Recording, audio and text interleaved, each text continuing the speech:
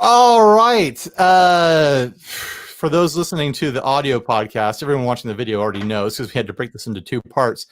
Steve's mic, something happened technically, and I still think it's your internet. I think it was my side. Something happened on my side that freaked out the computer, and I should have just restarted the browser to address it. Something freaked out, and I got so flustered that I ended up knocking over a beer all over the computer. And at that point, the podcast ended. And I was able to make it back to my desk computer and do some hangouts with Steve and other people last night. But yeah, so this is going to be the second part of the podcast, the back end of it. Those of you listening to the audio don't know that anything happened. So anyways, this episode is brought to you by Tour Gear Designs. They make a remarkably flat and small soldered patch cable with a super flexible flat cable to it and a super small round with a short shaft plug that's going to be very convenient for plugging all your pedals together on your pedal board. Go follow the link in the description to get 10% off with code 60cyclehum. Spend over $100 and get free shipping. That's important stuff. And yeah, go check them out. I've been using them in all the demos that I do on my desk. So I like them. I really like how flexible they are. Tour Gear Designs. Tour Gear Designs. And you ever notice how they do that in old like radio commercials? Say it all big at the end. Gear Design. Like they say it multiple times to fill out the airtime of the commercial. Tour Gear Designs. They keep saying it. You got to make sure you know what the product is. All right, so album review. There it is. Let me pull up my notes. All right. So you started to talk about this last night, and I was just like zoning it out because I was so distracted by what was happening and thinking like how bad the audio is being ruined. Yeah. So you? Lay it on me, man. What are your thoughts on this? I picked this album. I thought I had listened to this album before, actually, and after listening to it several times, I don't think I had. I think maybe I had heard the first track on like a YouTube mix or something, or Pandora, and then the Stars, the hit song from this album. Yeah. This album came out in 1995. I really like this album. I would definitely listen to it again. I think my overarching takeaway on it seems to be the takeaway I hit a lot with these 90s albums, is that there's like way more chorus or phaser or whatever going on than I ever expect. Mm-hmm. Yeah, there's a lot of modulation that you don't think about happening in a lot of kind of like 90s alt rock songs. Actually, in most songs, there's a lot more modulation than you realize. Like so many times I think like, oh, this is just going to be dry, distorted tone. And then there's a surprise phaser going on, or a surprise wah or something in so many songs. I'm not talking about this album specifically, but yeah, this is kind of a, as far as kind of alternative high gain sorts of sounds, it gets into very like slow ambient sorts of stuff, which is interesting. Very moody. You're saying this album? Yeah, this album's very moody. Yeah. That's fair. I think my main complaint about it was that I was not in the mood for the kind of moodiness that it was. And I was just listening to it and like, I am not the grumpy teenager or college student that this is meant for, you know? Well, so one of the things you're talking about, like how it's just had these like big moody sounds. One, I was trying to figure out what the lyrics were in the song Why I Like the Robins, and I started looking through the YouTube comments, and one of the comments on there was talking about how apparently Hum was a big influence on the Deftones, and Chino Moreno had like pointed out like that was a band that they were based on, to the extent that, of course, you know, the folks watching the stream see this album cover. It's pretty basic. It's green. It says Hum, You'd Prefer an Astronaut, and it's got a zebra on it. And apparently the album cover for the Deftones White Pony, which is like, I think it's a gray background with like a little white pony in the corner and just simple text on the side that is Deftones White Pony. Oh, I looked it up. Yeah. Was it's like the same thing. Yeah, but it's intentional. Like Right. it's an intentional homage, or at least that's like a lot of the speculation on that's intentional thing. This band, you know, this was another sneaky choice, maybe. Why is it sneaky? Because this is another one of the bands that I think where I started hearing them. I'd heard Stars on the radio, but then I also picked up an album that was like called Nowcore, and and it's like called Nowcore, the punk rock evolution, and it's all these 90s post-punk bands, and basically it's like a 90s emo primer. Right. Oh, it totally is. So it's a lot of these, you know, Texas is the Reason and Braid and Sunny Day Real Estate and whatever. This kind of bridges the gap in between like the Sonic Youths and like all the kind of like the emo takes on this sort of sound. Yeah. The other thing I said, I think they're like, you know, every album seems like it has this forced. We've talked about this with Green Day. It's like this mandatory one acoustic track. Sure. The mandatory acoustic track on this album is easily my least favorite song on the album. That's The Very Old Man. Mm. Now I think my favorite album is I'd Like Your Hair Long, which is super poppy. My album, you mean favorite song? Favorite song on the album, yeah. Right. Is I'd Like Your Hair Long. I had a note on that song. It's really poppy, and they do this really. All I wrote was fun guitar work, and I'd Like Your Hair Long. Yeah, it's definitely like a bit more jangly. A previous song for Suicide Machine, I wrote getting a strong REM vibe from the vocals on Suicide Machine. Like he was doing like this almost affected Michael Stipe sort of vocal. Oh yeah, I can hear that. My glasses are fogging. That's hot. So weird. Hot stuff. I know.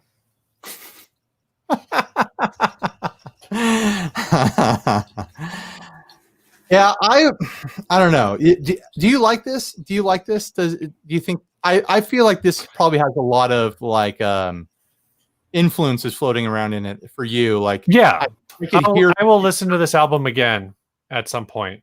I could hear influences on your playing floating around in this, whether you had listened to it or not.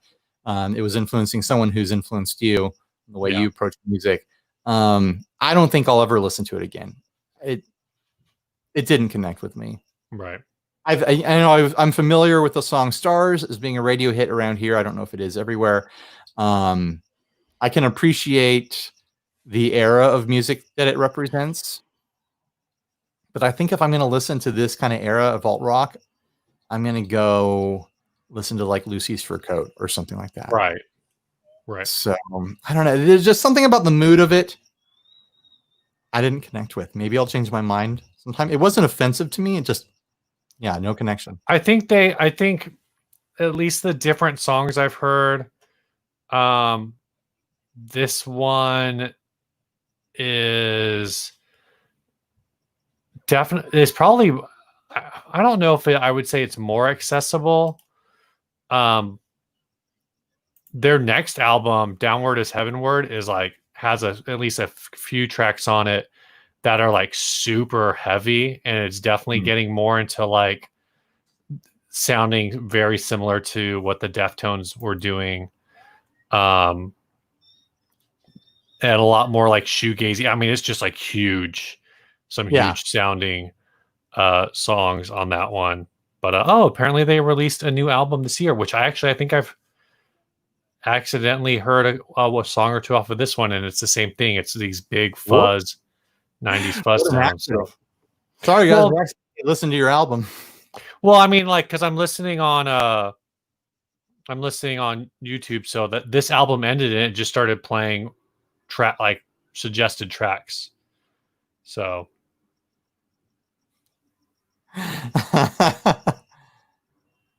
or hiding behind the zebra. Yesterday when you left, it centered my camera, so I was just behind, like I was completely covered behind the album. Like that. Yeah. I had to like reorient myself in my room to do the next 20 minutes of the show. So who would you recommend this to? 90s kids. 90s kids. I think like it's a 90s alt. I think it's overlooked. I think if you're into 90s alt, but you're looking for something like less, it's like more poppy than it's both like, I guess it's less artsy and more pop rocky than like the Smashing Pumpkins were doing at the same time. Sure. I would not suggest this to serious music fans because they probably already know about it, like record store buffs and whatever. But if I met, some young person and I was like, "Oh, what are you listening to?" And they're like, "Oh, I've been really getting into 90s stuff. I've been listening to, a lot of like James and I've been listening to blah blah blah. I've been listening to Sonic Youth. I've been listening to REM, like anything that's kind of floating around this kind of like alternative but gets a little unhinged on the edges. I'd be like, oh, you should go check out Hum, more of like a deep cut. Like go check those guys out, and maybe it'll push them a different direction. Or I'd suggest it to someone who is just like super hot for like 2000s emo and late 90s emo. Yeah. And be like, oh, you should go listen to this. I feel like it might be a push into a better direction than where you're living currently. But yeah, I just didn't connect with it, but I didn't see anything wrong with it. Yeah. All right. I think it's solid. I think there's, like I said, obviously I picked it thinking that I had already, knowing actually, because I started listening to this album at the beginning of the week, trying to decide if it was going to be the album that I suggested to you. I think I'm going to go back to the list for our next one, and then after that, next time I can pick for my next pick. I mean, I might stick to the list. Pick. Hey guys, if you want me to pick something that'll really trip up Steve, all you got to do is join our $10 Patreon, and when you get in the inner circle group, suggest it in the pinned thread. Say, do this one to ruin Steve's life, and I'll pick that one next. Didn't we already listen to Captain Beefheart? I'm really surprised, like how little you liked that. I mean, it's just like background. What it actually reminded me of. Well, anyway, I don't want to talk about that anymore. You want to do some housekeeping? Yeah, let's do some housekeeping. Housekeeping is where we thank our patrons, the folks who support us on patreon.com/60cyclehumcast. Patreon.com. This week at the $1 level, we have Peter Madonna, who's in the chat tonight. Wow. Hi, Peter. He's telling us where he used to buy weed. Nice. A place south of Seattle called Evergreen Terrace in the early 90s. Thanks, Pete. And then at the $5 level is Dan Pratt, who's supporting us. So thanks, guys. Whether it's $1 or $5 or a lot of dollars, we appreciate everyone who supports the show. And go check it out. Patreon.com. Throw us, change our lives. Go change our lives. Every time one of my computers suffers severe water damage or fluid damage, money from the Patreon helps me out to get a new one. I don't think that's going to happen this time, but Patreons, thanks for everything. You make the show run. You really do. It really has made this a sustainable endeavor all these years. 6.5 years, something like that. It's ridiculous. Next ad? You want to do it? Ad. Let's do it. Boom. Floppy Fender. Yeah, this is a prototype Fender Voyage Air. It says, here's a crazy rare one to consider. This is one of the 3 prototype Fender Voyage Air acoustic guitars. I don't think that's accurate. Voyage Air. What a name to pick for a guitar. Maybe there's some technicality here because it says it specifies that it's one of the 3 prototype Fender Voyage Airs. I'll read the rest. It says this guitar pivots at the neck joint and collapses so you can take it to the beach or on a plane, storing its backpack style carrying case. This is a very cool guitar that's actually featured on Dragon's Den, which is Shark Tank, but I think in Canada it's called Dragon's Den. Hmm. before Fender signed on to do a limited 100-piece run. This is This is serial number 3, which was the last of the 3 protos created. The body of the guitar is a CD140 spec, so it's a great solid top guitar. Brand new guitar. Since it's not a brand new guitar. Is it a brand It's new? brand new, Steve. Can it be Brand. brand The new? brand is new. Since it's so rare, I don't have a range for price point. So feel free to send me a reasonable offer. Well, let me tell you, a reasonable offer on this um, is these are listed as brand new on eBay. I don't think they are the Fender ones. I think they are made by Voyager. Oh, you think it's a brand making modifications? No, I think there is a company called Voyager who partnered with Oh, Fender to make like additional guitars. I see. Um, they also have made travel electrics that are similar.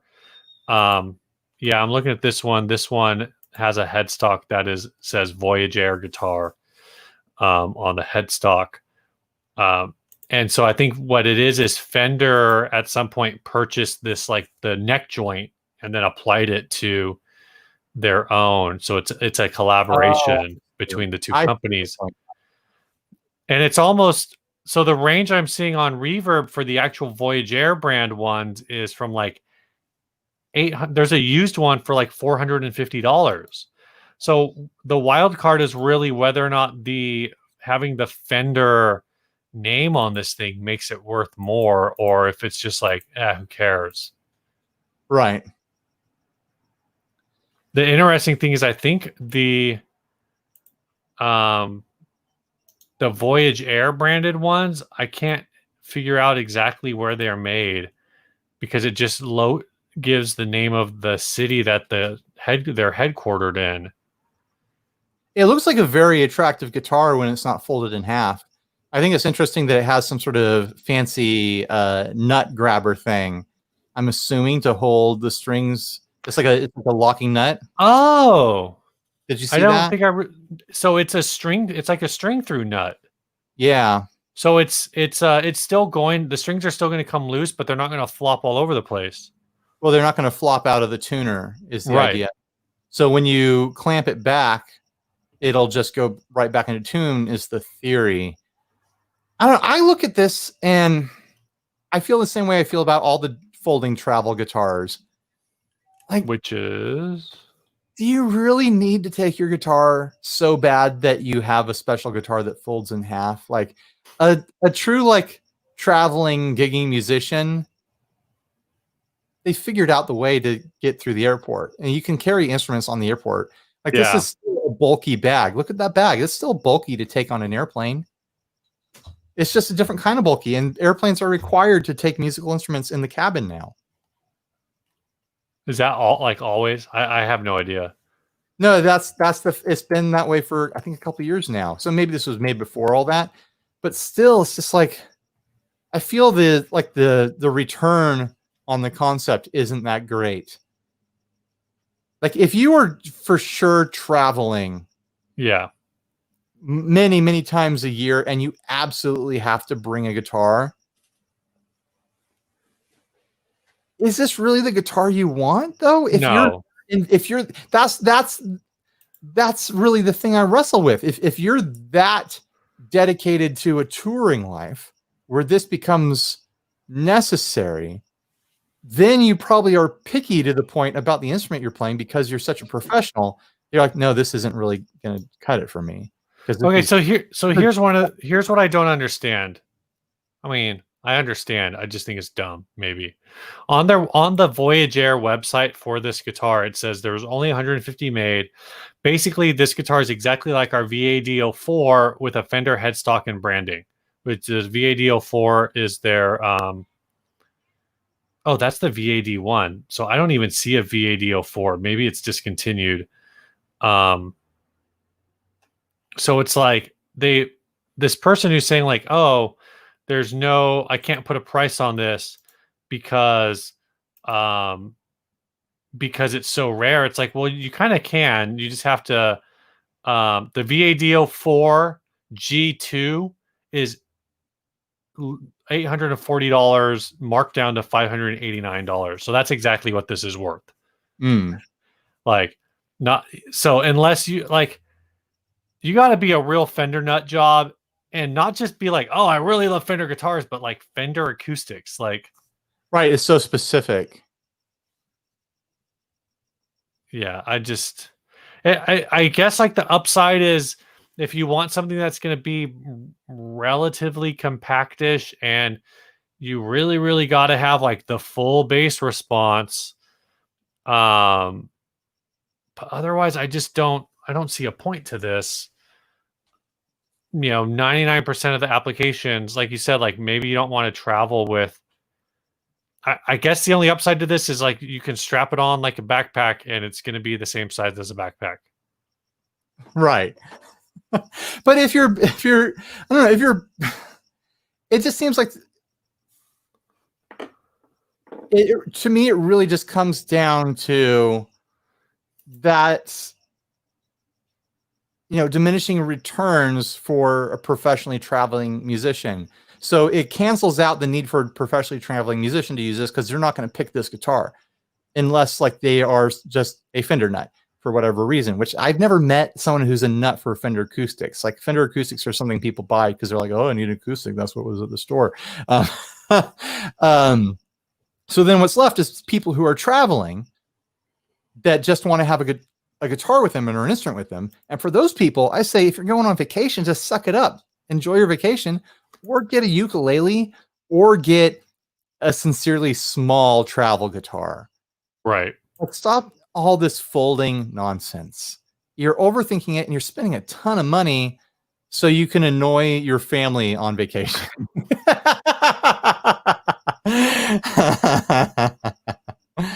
Yeah, that's my hot take on it. How much did they want for this? Did it say? They said they didn't give a price because they said they didn't know how much it's worth. What would you offer, Steve? Nothing. This is worthless. Yeah, I have no reason for this. If I want a small guitar to bring on with me on a trip, I bring the Baby Taylor, which is probably way cheaper than they'd want for this. Yeah. Or I bring a ukulele, or I just go, I'm on vacation. If I really want to play guitar super bad on vacation, I'll drag my family to a local music shop to see what's in the used section for, my own tourism or whatever. But I can survive a week, a weekend, a trip, whatever, without playing guitar. Maybe the people who want these things can't, I guess. Maybe they love guitar more than I do. Yeah. Ryan, we'll do this in a minute. Never mind. Sure. You got anything else for this show? No, I think this is the end of what we needed to complete the podcast. So you want to take us out, tell us about the song? Yeah, this song was sent by the song was sent by Daniel Askins. He says, "Hi Ryan." Apparently not me. Don't listen to this song, Steve. I've been listening to your podcast, and since I'm an avid home recorder, I thought I could give you a sample on this recording. I went for that sort of bad TV show theme. Everything is done on guitar. I used a lot of pedals, particularly the Boss S/1 on the first half. Have fun. Keep doing what you do. Daniel Askins. This song is called Argonauts. Cool. I look forward to listening to it. Yep. And to everyone in the audio podcast, stay grounded. See ya. Bye. All right. Now we are in the Hangout portion of the show. Stop recording, Steve, if you please. I did. I just did. Altoid84 says, "Too short, guys. Don't worry. We're going to hang out." This was just to wrap up the part of the podcast we couldn't finish. It was like 2 hours yesterday. Yeah, we did 2 hours last night. Ryan, Witchell really wants to know if you ever go to Thad's Bar. I've never heard of it. Where is Thad's Bar? I Googled it yesterday when it was, because this question came up yesterday. Mm-hmm. Thad's Bar is in Mountain View, like off the 15 in Market, and it's a swingers club.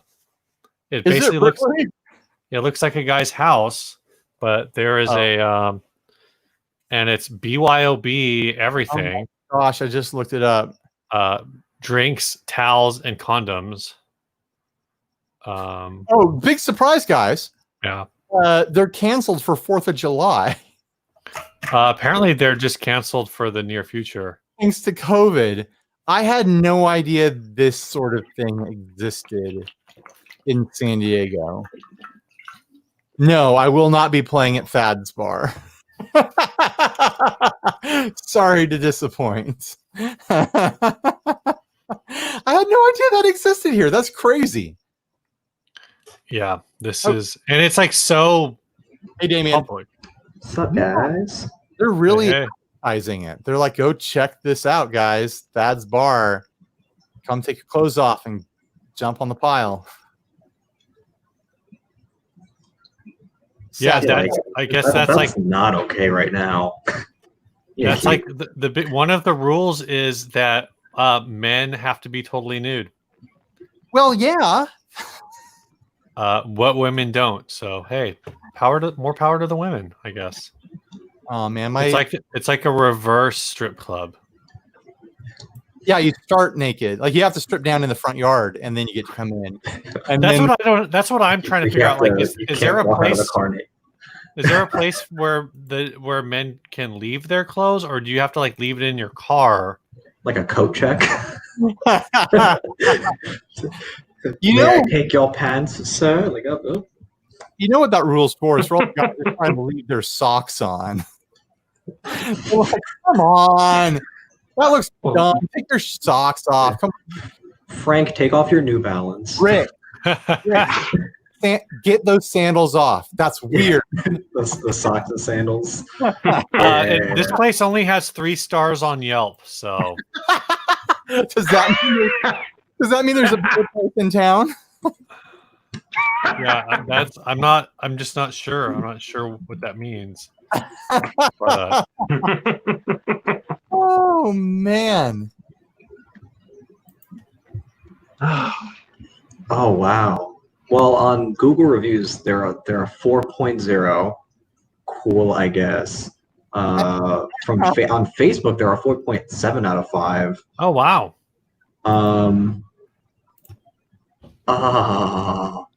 Oh no! I'm reading the reviews, and Don't read the first one on reviews. Google is not okay. Don't read the reviews. Great selection of hot dogs, sauce. That is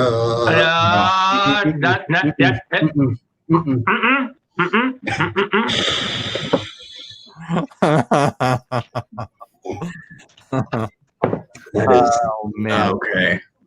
That is not okay. One of the 1-star reviews on Google is because it's cash only.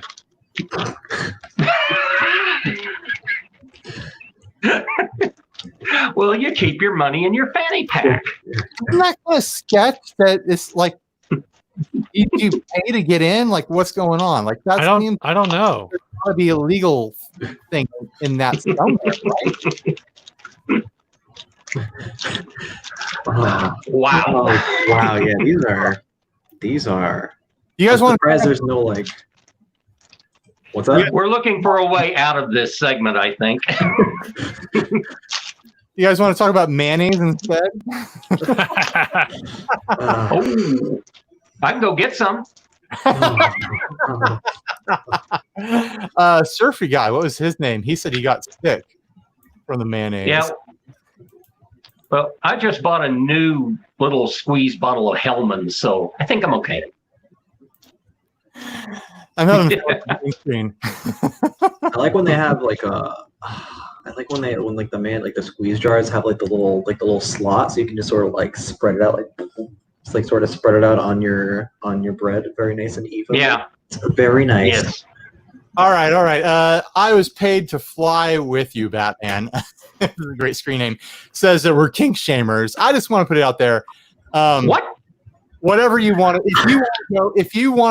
If your community's there at the sex club, Yeah, more power to you. somewhere at the bottom of the pile of naked writhing bodies, and that's your thing, and you accept whatever risks or whatever things come along with that. That's all on you, man. I'm fine with that. Go for it. I hope that you guys are operating this thing within the law and within reasonable responsibility. But yeah, I'm generally against the law being involved in people's sexual activities. So that's my stance on that. And if you want to get more information on weird sex things, go check out the Just Surprise Me podcast. Are you drinking? What are you drinking, Damien? I know it's like midnight. I'm drinking coffee like a mad person. Yeah, I thought about pouring a cup right before I came up here, but I just finished dinner and I was like, I'm also just stuffed. So I'm not.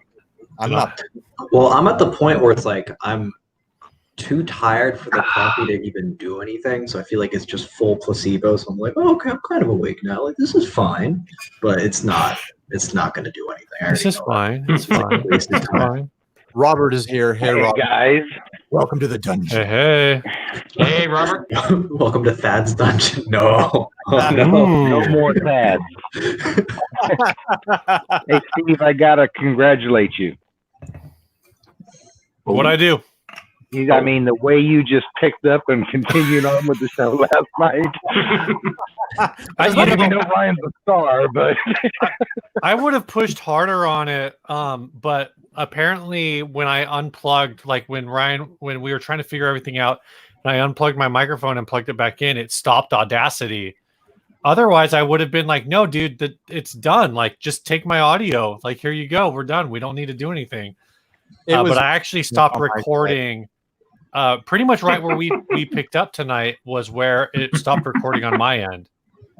Yeah, but still, you did a good job. We had to replace because it would have been mangled on my end because your voice for some reason was coming through my computer speakers and I couldn't turn it off. And that was being picked up by my mic, which means that I would not have been able to edit around that. So yeah, we had to redo it.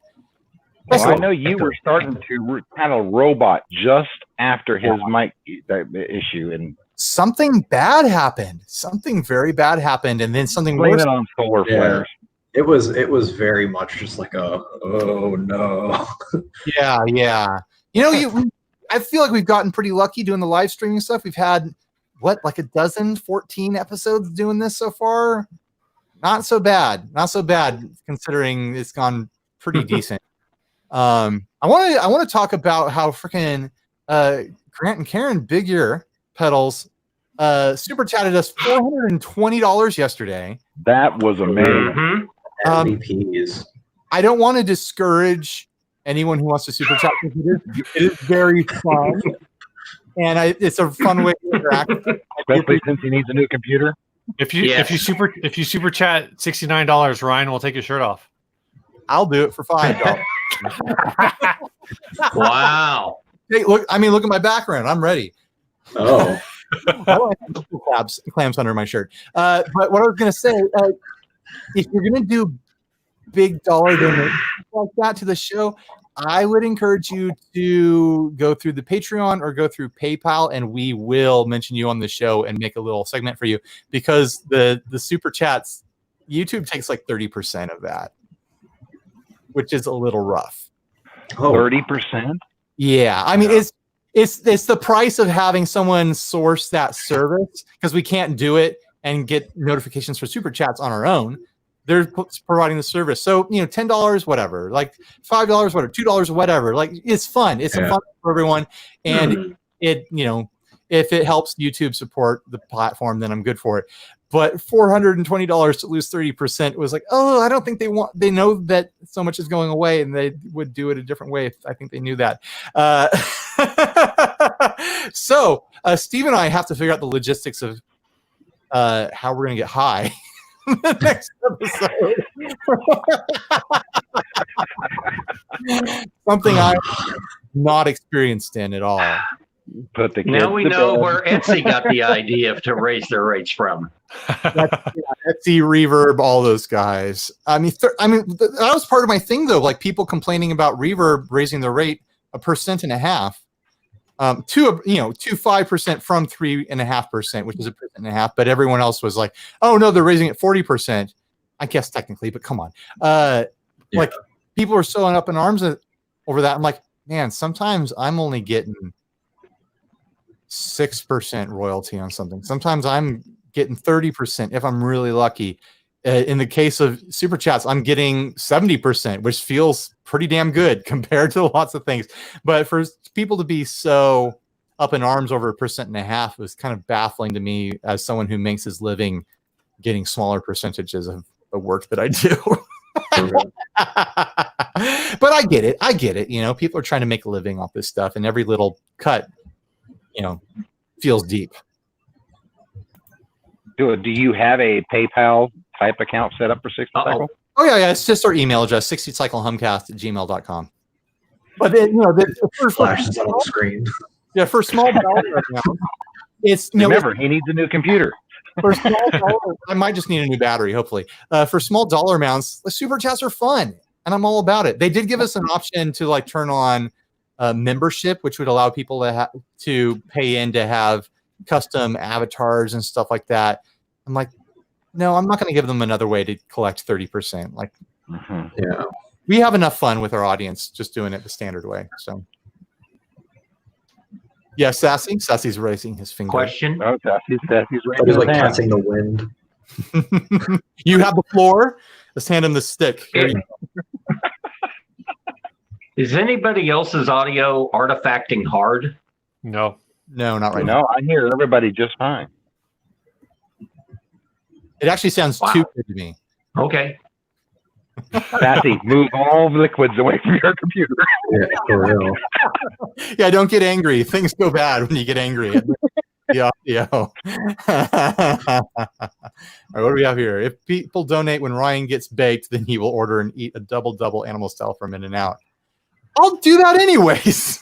Man, now I'm hungry. Yeah, I went to Angelo's today. You ever been to Angelo's? Oh, you lost Sassy. He's restarting or something. He's probably going to just reboot. Yeah. We have Angelo's is the one up in like Encinitas, right? Yeah, Encinitas, Carlsbad, Oceanside. I think I've been there with you. Oh, okay. You and Adam like one time years ago. I was coming home from a video gig that I did. And I was like, you know what? My family went over to to a family member's house, and I'm going to stop and get myself a burger. It was weird today I worked a video gig for a regular client of mine who does kind of like motivational speaking for businesses and stuff, and telling millionaires how to be bigger millionaires and whatnot. But it was weird to go work and be in a mask the whole time in someone's house and shooting them talk and stuff. It was interesting. They didn't ask me to wear a mask, but I was just like, I'm going in their house. It's a professional consideration. Right. I walked in. Well. They didn't give me a look. They didn't give me a look like, oh, you don't need to wear that. They were like, oh, okay, whatever. We don't care about the help.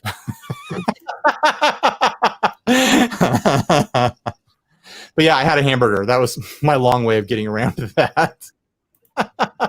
It was all right. This story isn't very got to eat. Have you ever heard Waffle House guy? Someone just mentioned Waffle House. I always hear people talk about it. I've never had it. We don't have them out here. Waffle Houses is that's more like a back really type thing. South. Yeah, we don't have them here. I haven't had Waffle House in a really long time, but I mean, it's pretty good. It's pretty good. There's like a whole bunch of like memes about. I think the closest one that we have is like Phoenix. Jeez. I don't think we have a. There's like Waffle House and then there's Huddle House too, which they're kind of like not the same exactly, but they're like pretty similar. So if you have a Huddle House near you, you can like pretty much get Waffle House stuff. Oh, okay. All we have is the original Pancake House. Waffles and chicken. Yeah. I think it's good. Oh yeah, no, it's great. Yeah. It's the thing that's surprising to me that I could do without the waffles, but I really enjoy the maple syrup on the chicken. Like I think that's I think that's the takeaway. Like this is good because introducing maple syrup to chicken is good as like a glaze. Mm-hmm. I could do without the waffles. Like I remember when Lay's did like all those when they started introducing like the really crazy chip flavors, and they had a chicken and waffles one, and it was too good. Yeah, it was too good. Definitely can't eat just one, huh? Oh yeah, no, yeah, God no, it was fantastic. I feel like we should put maple syrup on more stuff in general. I read somewhere I mean, I haven't talked to my doctor about it. Who knows if it's true? But I read that real maple syrup is diabetes friendly. It's low glycemic. So I haven't been liberal with it, but I've been like, oh, I can have this, and I've been using it on various things. I haven't noticed any sort of repercussions from it, but I haven't been liberal with it, but I do drink straight maple syrup with Well, I've got each meal. I've got a boba straw, and I just shoved it in the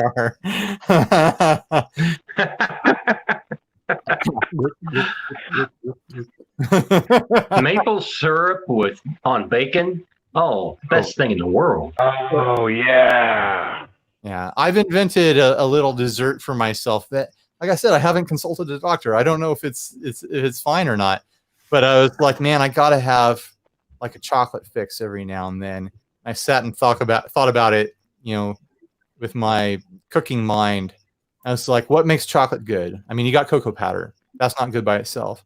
But then you add a fat and you add a sweet and a little bit of salty, and that's what makes chocolate good. So what's the sweet that I can use to sweeten cocoa powder? I can use maple syrup. What's the fat that I can use to add the fat to this to make it fatty? Peanut butter. I can eat peanut butter all day long. It's diabetic friendly. And then I just add a little bit of salt. I stir it together and it makes like this almost like brownie batter. If you pack a bunch of cocoa powder in there, it tastes pretty damn good. It's a nice little treat. I need to make it, and next time I go to the doctor, bring it with me and be like, what do you think of this? Doc, try it real quick, doctor. Yeah, here. Oh, hey, what do you think of this? I was like, my friend wound up taking brownie mix, and instead of adding like all the other stuff she just added bananas into it. Mhm. It was damn good. That Mm. was fantastic. And it's a really nice, like, easy way to just be like, oh, I'm gonna make some brownies, but I don't want to get all the other stuff out. Just gonna slam some bananas in there. It is and they have like that like nice gooey part, and the corners are still good. So it was brownies. It's kind of like a coating. Like a brownie mix. So if you just get like Betty Crocker brownie mix or whatever. And she just Like- slammed the banana into the mix alongside the other ingredients. Mm, I could get behind that. yeah. I'm gonna Just so good. yeah. I don't know. I'll try it, but I'll only be able to have a tiny little bit of it. But yeah, Just put some peanut butter on it. Getting too hungry. peanut butter on it. Well, like peanut butter Peanut butter solves everything. doesn't cancel stuff out. It's just I can eat a lot of peanut butter because it's nuts. I can eat a lot of nuts. Elvis would have eaten it. Oh my gosh! Don't gift me on that one. Are you going to doubt I the can word eat of a lot of Elvis? nuts. Ryan Berg 2020. I can eat a lot of nuts. Vote for me.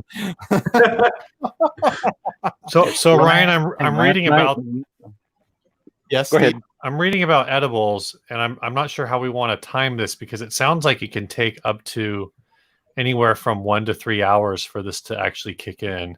Oh man.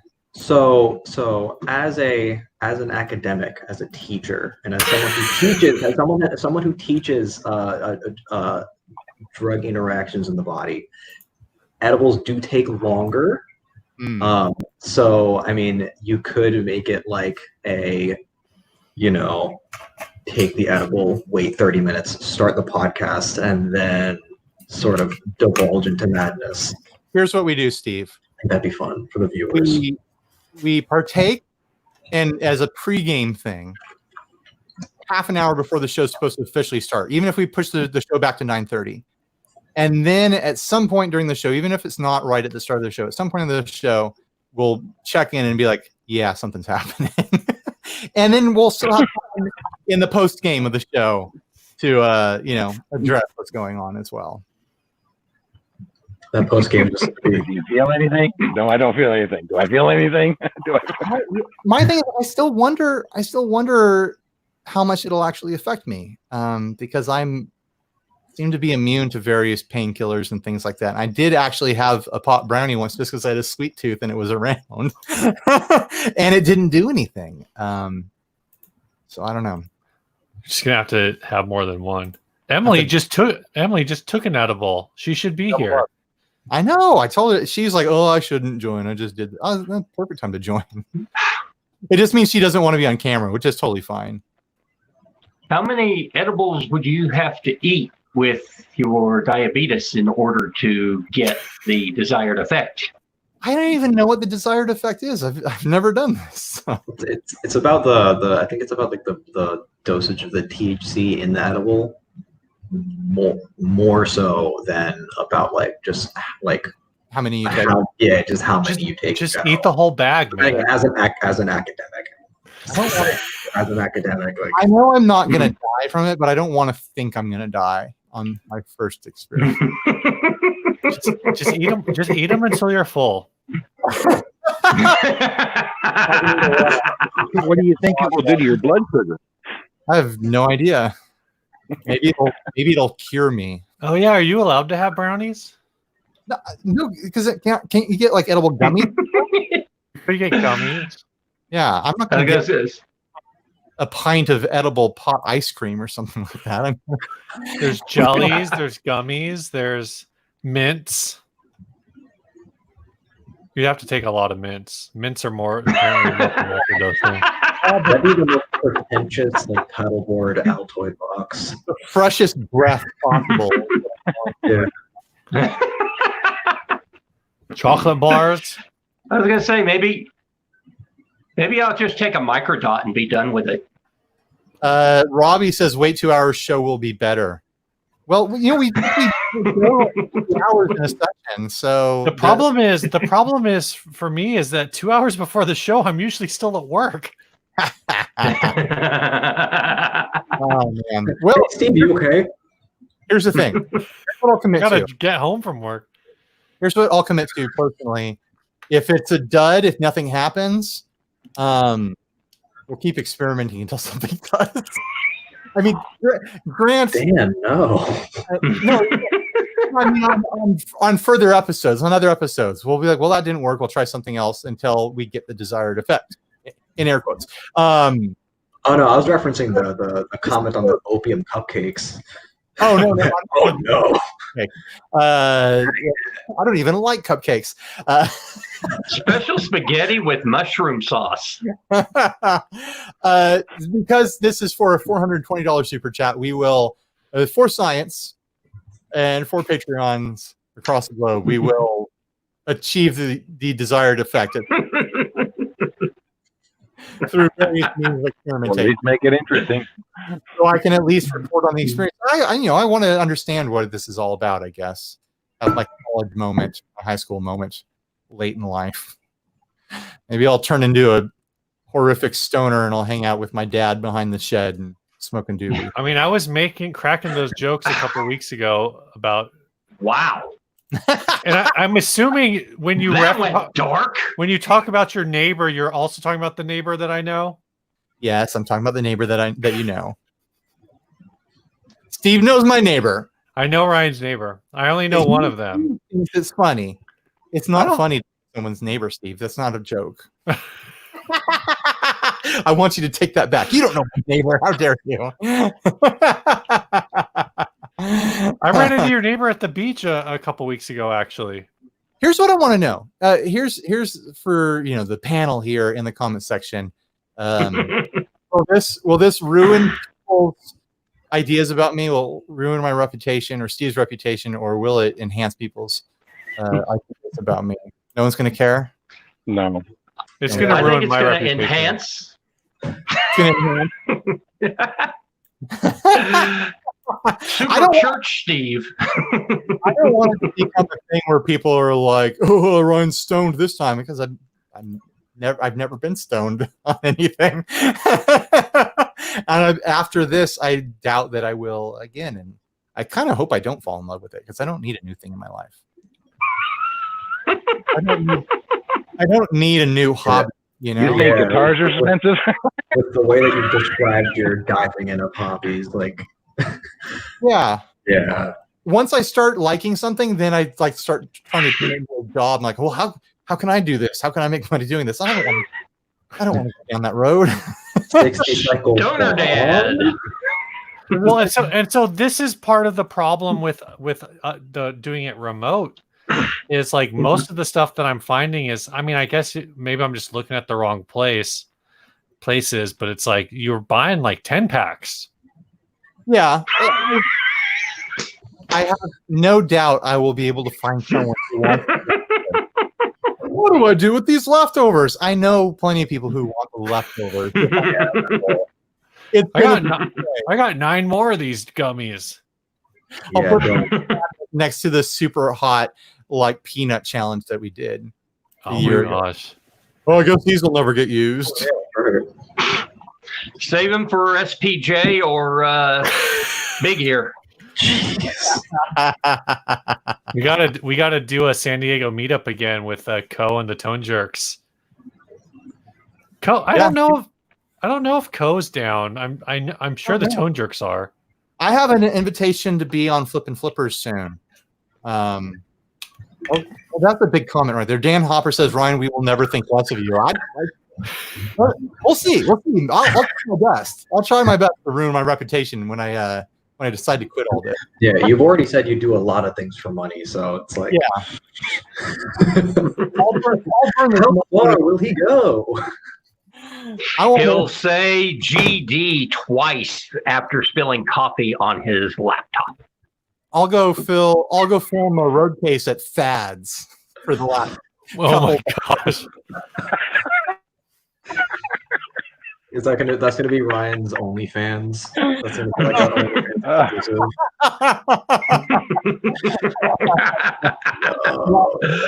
So what happens after this $400 and something chat or super chat if you get even a higher one? How are you going to top that one? It's got to be a novelty number. I don't know what happens. I mean, what does it lead to? Is there a higher novelty number? Well, for $120.69, obviously. Come on. $6,969. Oh. And you take the trip to Fads, right? $69,420. Come on, Good super chat. grief. Takes 30%. Think about Fads.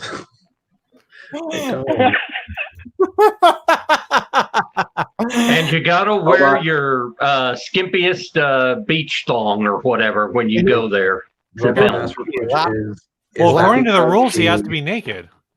Naked. Of the last video I ever do, the last podcast will be me at Fads, and I'll be shirtless, and I'll just be pouring a jug of KY jelly all over me. And you'll see me turn around. Is this what you want? Are you not entertained? And swan dive. You'll see my naked butt as I swan dive into a pile of greased up naked people, and that'll be the end of the video. Wait, Robot Master Switch. Draw tuner time on your chest before you go in. So, is Bad House Band also playing the genre of jizz? Is that why you made that reference? Because the Star Wars house band in the cantina, the genre they play is called jizz, and that's like actually confirmed. Yeah, just saying. So it's full circle. Full circle. I was in the 70s. They knew what jizz was in the 70s. Like, Ryan, I think if this is effective, Robot Master Switch also has the right idea.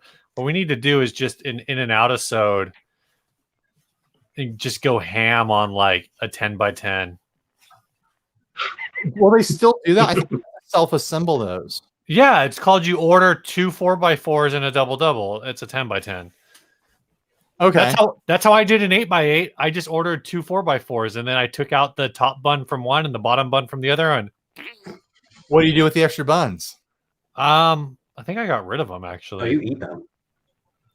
I should have. Yeah. You know, I was having a memory the other day because I was thinking about all the good times before the pestilence, and the before times. And it's not even due for this. I was thinking back to winter NAMs and just how delicious it is when someone goes and gets, for the Airbnbs that we stay in and whatnot, someone goes and gets like 15 doubles, and they're not done to anyone's like special order or whatever. It's just a stock double. Yeah. Just make them available for the house. And then a bunch of them make it into the fridge. And I was having like a drooling session, remembering like cold next morning refrigerator double doubles. There's something very special about that. That's like refrigerator White House burgers are fantastic. And you think it would be gross, but you kind of have to pull the lettuce out and get rid of the lettuce. But there's something about just everything cold and solid and all the flavors. It's like cold pizza. It's like the same idea. Yeah, and there's something. I almost went to In-N-Out and bought one to stick in the fridge, so I could have that experience again. Because we've done that for 6 years now at NAMM. That's been available, and man, I was having the craving. And I know if someone just said yuck. Dan Hopper says yuck. Try it, man. I don't know. No, there's something. There's something about it. Maybe it's like hangover adjacent too. Like you wake up, super early after a super late night of drinking and being loud and all the craziness of NAMM, and just this sodium protein bomb, this bomb first thing in the morning, has got to do something magical for you. You know, I haven't helps with the hangover. I haven't had the pleasure of having In-N-Out yet. But you get the concept. What's that? You get the concept with other food. You mentioned White Cat. Yeah. But I've tried. I just like tried Five Guys. I've tried Whataburger, which was, but it was so bad. Don't even get me started. Words.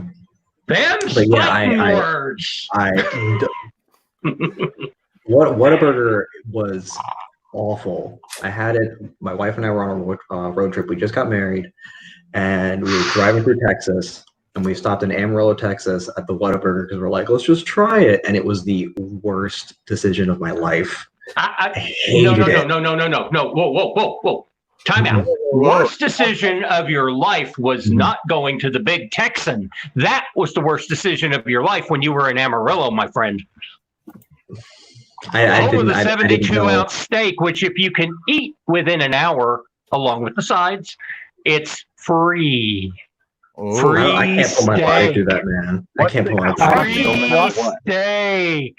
I just watched a video of a woman doing that challenge. I can't put my body through that, man. I'm a frail boy. I can't do that to myself. I'll break. I'm going to ask. How frail a boy are you? I can't. I'm going to ask a favor, a barbecue favor of the audience here. If anyone is in Fort Worth or passing through Fort Worth, Texas, go in and check on Derek Allen's Texas Barbecue. Is a place there. I did the logo work for them, and because I don't live there, I've never gotten to have it. But I follow them on Facebook, and it looks just amazing. Like, oh, it looks so good. But I want someone in the audience to go there to scope it out for me and let me know if it's actually any good. But it just what's the name again? Derek Allen's Texas Barbecue in Fort Worth. Sounds so good. All right, I will ask around. I know some people. Yeah, do it. You talk about the Big Texan. There is a YouTube video of a woman who ate 3 72-ounce Big Texans in 20 minutes. Whoa, baby. And she got them all for free. Yeah, well, this was at it looks like it's at an eating competition. It looks like she only ate one set of sides, though. But that's still impressive. I thought you were going to be like, oh, here's a video of Ryan eating one. And then just... Yeah, I hear if you eat one, you get it for free. But if you don't eat it all, what does it actually cost? It's like $75 or something. Yeah. That's worth it. That's worth the fun of trying. Yeah. It's $72. So if it's the steak, a salad, and a baked potato, and like half of a loaf of bread, like of a dinner loaf. You eat the bread too. Yeah, you got to eat everything. Oh wow! Well, you use the bread to sop up the drippings. Yeah, this is. Yeah, that's food from Derek Allen. It just looks amazing. Ooh, that looks so good. The video that I watched before the woman requested a second plate because she figured out that the steak is so big she couldn't cut it like efficiently because she didn't have anywhere to grip it. So she like cut the steak in half and put half the steak on the plate on the second plate, so she could like more easily cut the steak that was in front of her. But at that point, do you even go with a fork and knife, or are you just going in with your hands? You're just like put it on the ground, just like full caveman. Like, over it. I mean, so the caveman. Yeah, so the woman who ate like 3 of them in 20 minutes, she's just grabbing it. She's just tearing it apart. Just rolling it up and just like inserting it. They make these little bits that just look amazing. Assy cat. I still say Ryan's ribs the other day look really good for the 4th. Yeah. Those look really good looking ribs. Robert, you all of a sudden sound like the beginning of Wish You Were Here. At least on my end.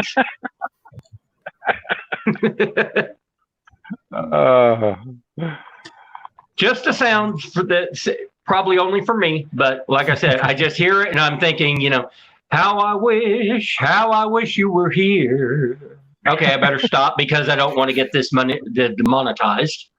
Damn, those look really good. So I designed that packaging and the little character. I'm sure you guys can talk about it. That's my style. But look at those burnt ends. Oh, man. I'm salivating right now. It's awful. What I need to do is I need to figure out if there's a good guitar shop in Fort Worth to do a road trip, to do a road case there.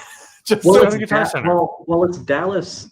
It's like the 3 cities. It's Dallas, Fort Worth. Yeah, there's Arlington. There's a place. I think it's actually called the Tone Shop. Like a guitar shop called the Tone Shop. I got my Jazzmaster from them. They're really cool, and I feel like they would be down for something like that. But I also haven't been there in like 2 years, 3 years. I'm gonna have to do it. I'm gonna have to figure out a good shop in Dallas or Fort Worth or. There's a bunch there. Yeah. Oh yeah. Arlington is there. I'm looking at the map now. Frisco. That's freaking huge over there, though. Yeah. That's when my wife and I were driving through there. It was so much to take in. But that means it's got to be a pretty easy in and out with the airport and whatnot.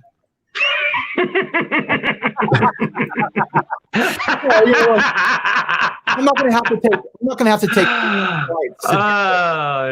I'll tell you what. You begin at sunrise and then see where you are at sundown, driving across the Metroplex. Oh, okay. And don't do it on a weekend when there's an NASCAR race. Oh God, no. Or a Cowboys game. I promise I won't go to NASCAR or Cowboys games. I'll plan it around. You just won't be able to find a hotel.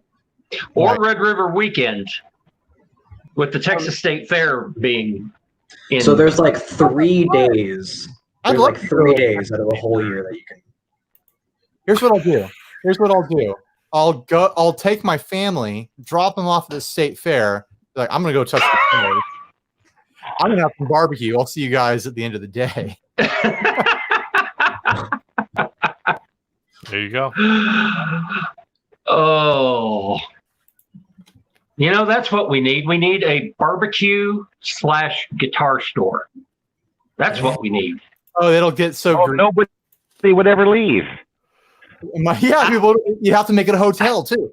Micro, I've ever had a barbecue Sunday. It's a cup glass layered with beans, barbecue slaw, etc. It sounds wonderful. Wow! I'm down with that. Wonderful. Oh yeah. I think the weirdest combination shop I ever saw was there was a small guitar shop.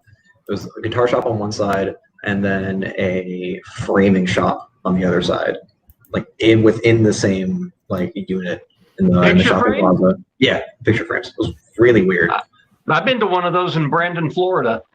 That's the exact one that I'm talking about right now. No, really, yeah. Oh, that's wild. Yeah, I live in Tampa, so like just a little bit down the road. But yeah, it was weird. They didn't have that much stuff in there, but it was really cool. Nice people. Yeah. Well, it shows you guys move in the same circles. Oh man. I have lived a colorful life. I will not shy away from it, and I will own every part of it. Do we have anything big we want to talk about? I want to wrap this up in about 15 minutes. If anyone in the comment section or anyone on the panel here has big ideas, lay it on me, man. As long as you're talking about food, I love food. I can find that's awesome barbecue. No, no, not that. No.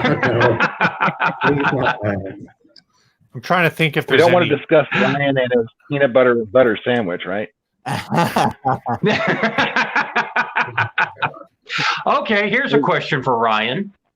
Could you eat 72 ounces of beef ribs? I mean, what's a normal steak? Like a New York is normally like Well, they say 72-ounce steak at the Big Texan. So I'm saying, could you eat 72 ounces of beef ribs, sans bones? Oh, sans bones. Yes. Man, it's I think about like how much fat and oil is in that, and eventually like that's what slow. Like I can eat lean meat forever. You take me to Korean barbecue, and I can just like sear thin meat and sit there. I've never had to tap out.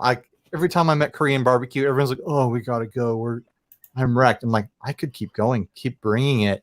But it's the fat and the grease buildup. Like when I eat a rack of my own ribs, like I can't do a full rack anymore. Half a rack, and I'm kind of busting at the seams. And I think it is just because of how fatty that cut is and how rich the pork ribs are.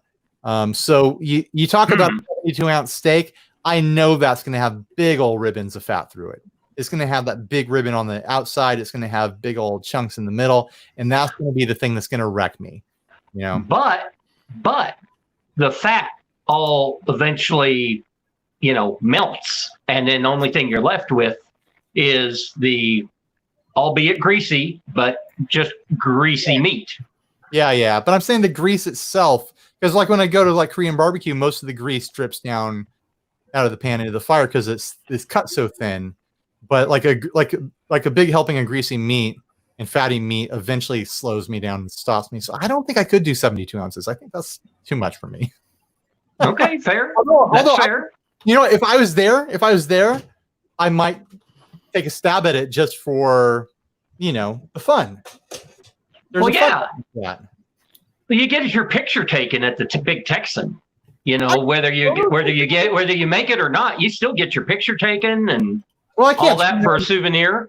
I can't turn down getting my photo taken. Do I have to stand real still like a cowboy? I think you just got to sit there in front of the food while they snap the picture. It's actually one of the interesting rules of that challenge is you can't stand up. Yes. Oh, wow. Yeah. Because they want you to make room. Yeah. So it's right. like you just have to sit there. Can you like shift a whole bunch in your seat, or are they like, I mean, no, I guess you could, but you couldn't do like if you ever watch competitive eaters, some of those guys they'll be like, and then they start jumping up and down. Yeah, to like force it to like compact it. Matt Stoney does that a lot on his food challenge. But does that like actually work? Oh, I don't know. Or is it just like, oh, I'm just gonna do this, and I'm just gonna just. You end up with 5 pounds of undigested meat in your colon, and then you die. It's like Hank Paul. It's like John Wayne. Thank you. Somebody got the reference. References there. Competitive eating though is just like it's so interesting to watch it, because it's just like you're really just gonna like unhinge your jaw and just like. There is like the hot dog eating contest people where they're just like, it's like, oh, God, slow it down, please. Oh God, slow it down. Yeah, I wouldn't be surprised if someone had died doing those things. Like, someone's going to rupture something, right? Oh, I'm sure. Oh no, those competitive eater guys, they practice that, and they eventually get their stomach all swelled up to the point that when it's contest day, that they can eat the meat, the bread, the whatever else. Well, No they keep problem. pushing it to the limit. Eventually, they're going to find the limit to human digestion. You've seen Joey Chestnut, right? You've seen how big he is. Yeah. He's not that big, especially compared to you. I'm saying his internal organs fail.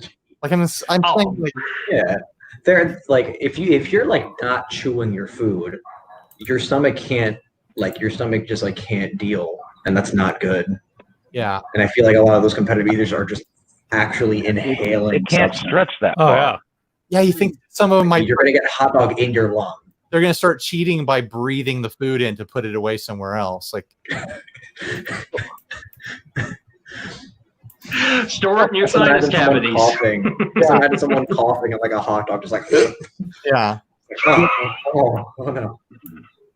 You know, a bunch of them have to throw up as soon as they walk out of the public eye. Oh yeah. So they're like, okay, now I'm going to go throw up barely chewed hot dogs, which has to be the wildest experience ever. Just hot dogs flying out of your mouth into the toilet. Like Salty. Very salty, I would Are imagine. they still fully formed also? Like salty sausage shooter. Like, Are we not Band doing name. phrasing anymore? band name. Salty Sausage Shooters. That's a solid band name. I'm currently reading about name. potential injuries, and basically people who are involved in competitive eating don't want to discuss their injuries, their training injuries, because they don't. But then somebody, the guys who run the Nathan's contest, which is the most famous of the hot dog eating contests, says it's ridiculous in regards to the training. You don't need to do it. There's no arms race to 100 hot dogs. That being said, I think the current world record for hot dog eating is in the 70s. 73 or 83, something like that. One day someone's just gonna smash the record through the roof. It's gonna be like when someone jumps an extra 6 inches in the pole vault or whatever, and it's gonna just change. It's gonna like change everyone's thinking, and they're like, "Oh, it's possible to eat 98 hot dogs," and then you'll see all the records. People 99, 103, 127. They'll like take off like crazy. I mean, it's weird because that's kind of how it seems like it ebbs and flows, but the current record is 75. That was set this year. I ate 2 the other day, and that was enough for me.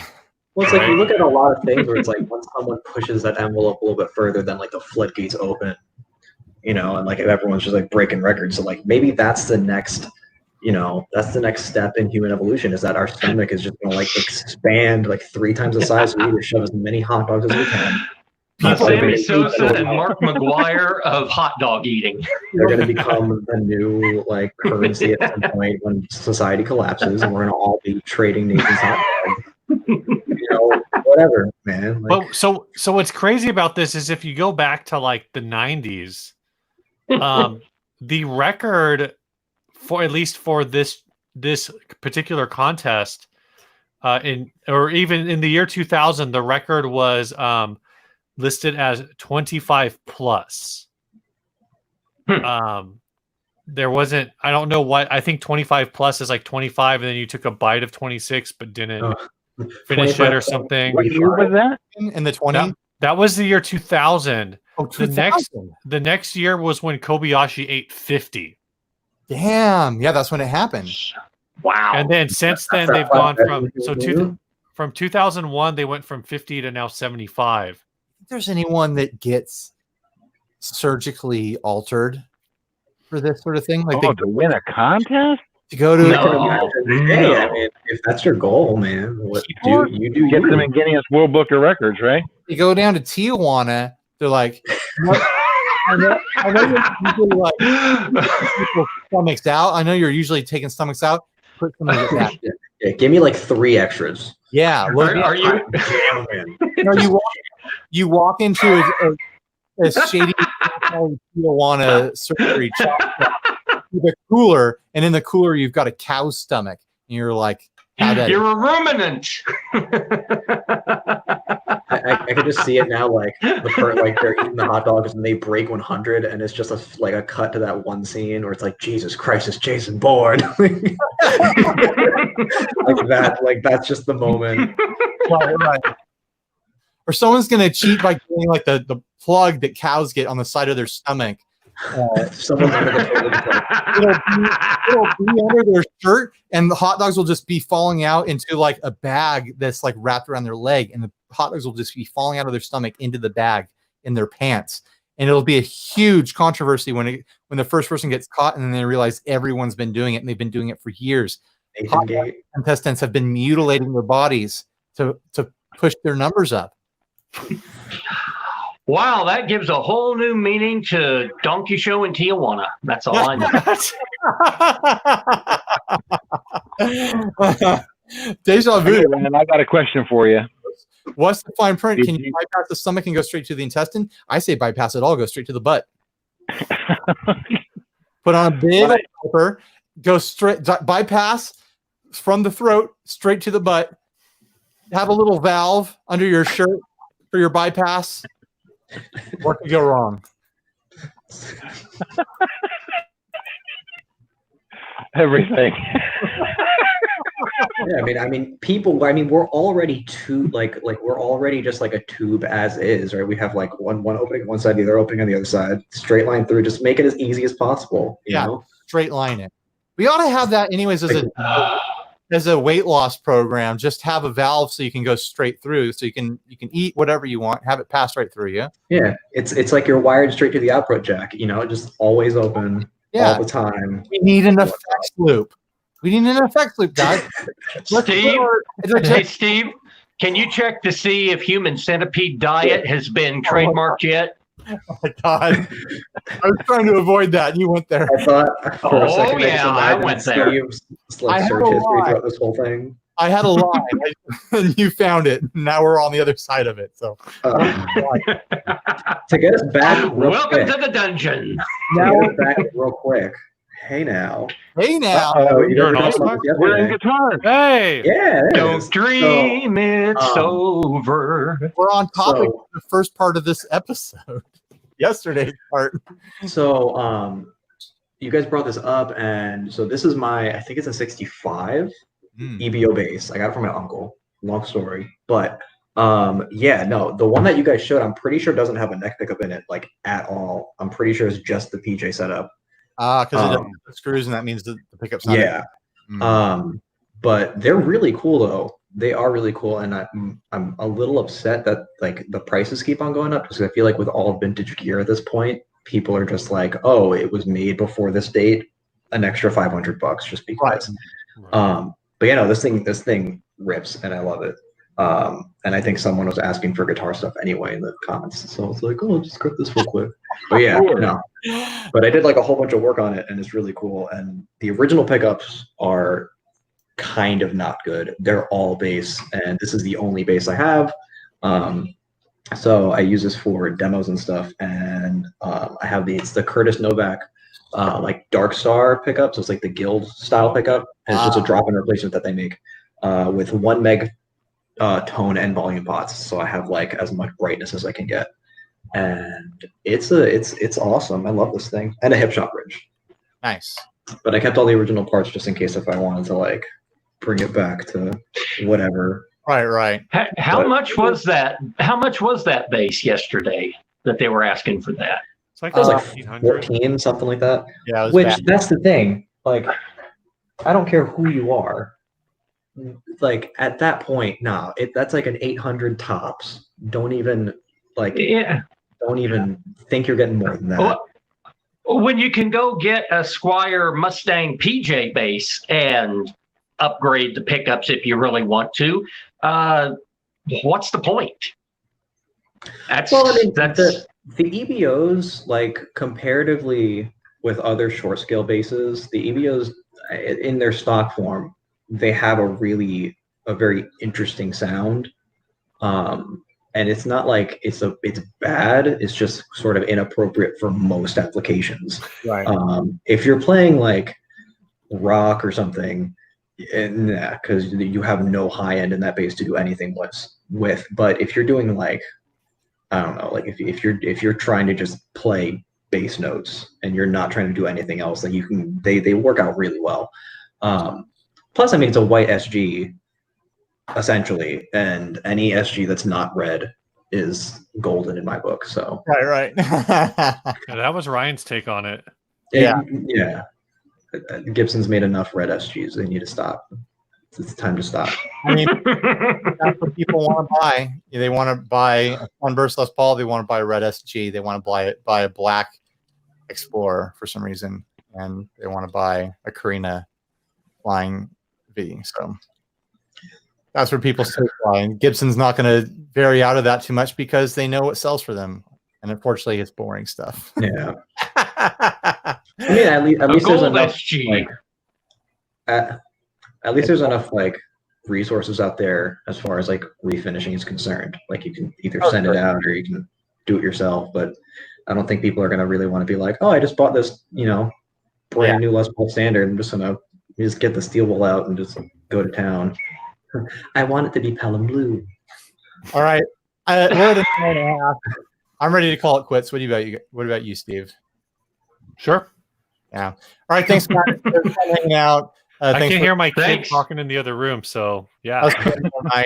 And we'll see you next week. Bye.